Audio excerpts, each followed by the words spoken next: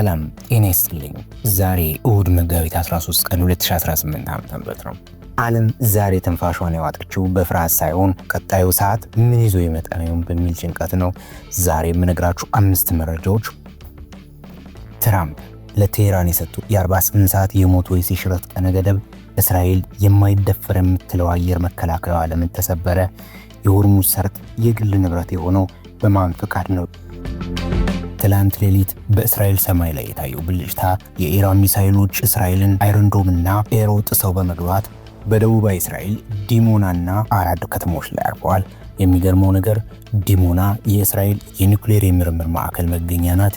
እስራኤል 180 ሰዎች ቆስለዋል ብትልም ኢራን ለናታንዝ ጥቃት የአጸፋ ስጦታ ነው ብላለች። የማይደፈረው አየር መከላከያ ዛሬ ለምን ተመታ የሚለው ጥያቄ ኔታንያሁ ገና መልስ አልሰጡበትም።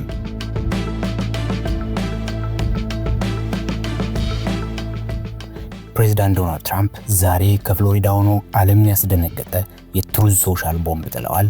የሆርሙዝ ሰርጥ በ48 ሰዓት ውስጥ ሙሉ ለሙሉ ካልተከፈተ የኢራንን የኤሌክትሪክ ኃይል ማመንጫዎች አመድ እናደርጋቸዋለን ብለዋል።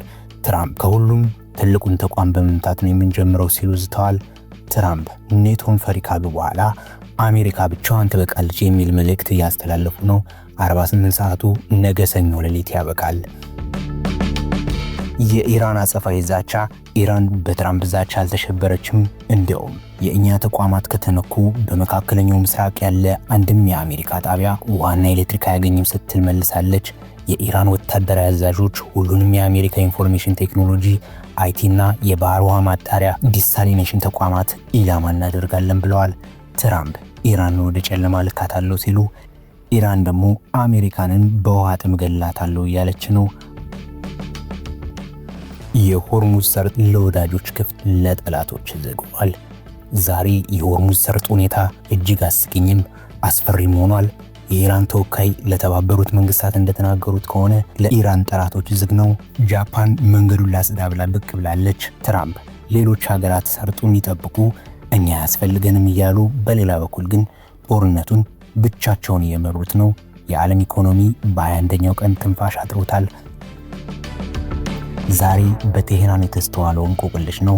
በትላልቅ በዓላት ላይ የማይጠፉት የኢራን ከፍተኛ መሪዎች በኢድ ፈጥር ጸሎት ላይ አልታዩም። ሙጅተባ ካሚኒ የት ገቡ የሚለው ጥያቄ ዓለም መገናኛ ብዙሃን ዘንድ መነጋገሪያ ሆኗል።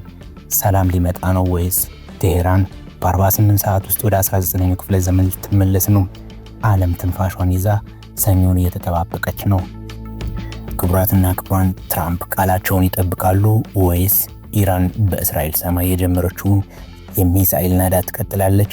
ጦርነቱ 23ኛ ቀኑን ይዟል። ዓለም ከዚህ ጥፋት ትተርፍ ይሆን የሚለው ብዙዎች ጥያቄ ነው። አስተያየታችሁን በኮሜንት አጋሩኝ። ለተጨማሪ ትኩስ መረጃዎች ቻናላችን ሰብስክራይብ ማድረጋችሁን እንዳትረሱ። ሰላም ለዓለማችን ይሁን። ቸር ሰንብቱ።